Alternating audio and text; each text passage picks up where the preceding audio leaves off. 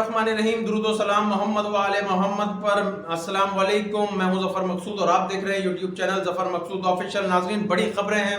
सबसे बड़ी खबर तो ये है कि जो करारदादें मंजूर करवा रहे थे, जो इलेक्शन ना करवाने के बहाने तराश रहे थे, जो पाकिस्तान की अदलिया के सामने आके खड़े हो गए थे, जो मुतनाज़ा जजों के और 3-4 के फैसलों पे जो है वो चीज़ों को जो है लेके चल रहे थे, उस इम्पोर्टेड हुकूमत ने जो है आज सुप्रीम कोर्ट के सामने घुटने टेक दिए हैं। और सुप्रीम कोर्ट के सामने घुटने टेकने के बाद उन्होंने अपना पंजाब और KPK के इलेक्शन के लिए जो है वो फंड जारी कर दिया है। तो फंड जारी हो गया है।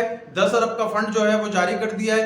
21 अरब देने इलेक्शन कमीशन को, और इलेक्शन कमीशन ने भी कहा था कि यही रकम हमें यकमुश्त नहीं चाहिए, हमें मरहलावार दे दें। तो पहले मरहले में इलेक्शन कमीशन को 10 अरब का जो है वो बजट मिल गया है इलेक्शन के लिए। और ये 10 अरब का बजट मिला जो है, इसका 10 तारीख तक का टाइम था।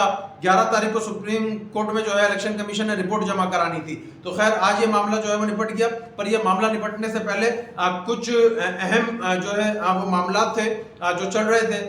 कल कौमी सलामती कमेटी का इजलास हुआ। उस कौमी सलामती कमेटी के इजलास में भी हुकूमत ने कोशिश करी, क्योंकि इनको पता था कि इन करारदादों से हम सुप्रीम कोर्ट का कुछ नहीं कर सकते, हम इस फैसले को नहीं हिला सकते। तो कौमी सलामती कमेटी का इजलास बुलाया गया, जिसमें पाकिस्तान की जो है इस्टेब्लिशमेंट मौजूद थी, पाकिस्तान की आर्मेड फोर्सेस के सरबराहान मौजूद थे, और दूसरी तरफ हुकूमती जो गुजरा हैं वो मौजूद थे। तो वहाँ से कोशिश की गई कि जी कोई ऐसा एलामिया जो है वो जारी करवा दिया जाए कि जिससे कोई फिर एक दफ़ा जो है इंतखाबात डिले हो जाएं। बता दिया जाए कि जिस सिक्योरिटी की सूरत हाल बड़ी मखदूश है, और इसके साथ साथ जो है वो मुआशी जो हालात हैं पाकिस्तान के, वो इस मुतहम्मिल नहीं हो सकते कि हम जो है वो इंतखाबात जो है वो करवाएं। तो कल नेशनल सिक्योरिटी काउंसिल के इजलास में बड़ी कोशिश की गई। 8 घंटे ये मामला जो है वो रहा कि उनका एलामिया नहीं आया, और फिर 8 घंटे बाद जो एलामिया आया तो उस एलामिया में हुकूमत कुछ भी जो है वो ना निकाल सकी। मतलब कौमी सलामती कमेटी का जो इजलास हुआ वो भी जो है हुकूमत के लिए जो है वो सूदमंद साबित नहीं हुआ। तो जैसे ही ये सारा मामला हुआ, और कल एक बड़ा मामला अतर बिन अल्लाह साहब का चल रहा था कि अतर बिन अल्लाह साहब ने जो है अपना एक 25 सफ़हात पे मुश्तमिल इख्तलाफी नोट जो है वो जारी कर दिया। और नोट वही था कि जस्टिस मंसूर अली शाह साहब और याहिया अफरीदी के जो फैसला है मैं उससे जो है वो मुत्तफिक हूँ। जस्टिस जमाल खान मंदुखेल का भी यही नोट था कि मैं उससे मुत्तफिक हूँ। तो कल ये 4 जजिस और ये 3 जजिस, तो मामला ये आया कि जी ये फैसला 4 और 3 का है, जबकि ये 9 रुकनी बेंच बना था। आप सब जानते हैं कि 9 रुकनी बेंच में जो है उस वक्त जस्टिस एजाजुल हसन साहब जो है वो अलग हो गए थे, और एक और मौजूद जज थे वो अलग हो गए थे। तो ये 9 रुकनी बेंच जो है वो बना था। तो अब जब इनको पता चल गया कि हम नहीं उड़ा सकते इस फैसले को, तो कल इलेक्शन कमीशन को फंड जारी करके सुप्रीम कोर्ट के हवाले से तो जो है अब इन्होंने घुटने टेक दिए, क्योंकि इनको पता था कि 11 तारीख को सीधा सा जो है ना जितना हमने इस मामले को उलझा दिया था, अगर ये 11 तारीख को चला गया सुप्रीम कोर्ट में, तो फिर हम पे सीधी तौहीन अदालत है और हमारे इक़्तिदार के दिन जो है वो गिने चुने गए हैं।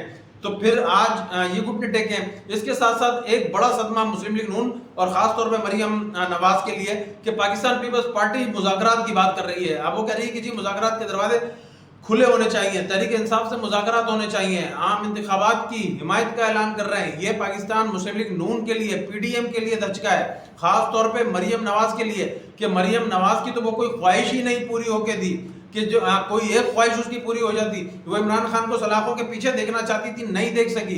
वो इमरान खान को नाअहल देखना चाहती थी, नहीं देख सकी। वो कह रही थी कि जी इस मुल्क में इंतखाबात जब होंगे, जब लंदन में बैठा हमारा मफरूर जो मुजरिम बाप है वो जब यहाँ फैसला करेगा, हिदायत देगा, तो जो है इस मुल्क में जो है इंतखाबात होंगे। इस मुल्क में कानून इतना कमज़ोर नहीं है कि अब आपके मफरूर बाप के जो है वो फैसलों पर जो है वो यहाँ पर जो है मामला चले इस मुल्क में।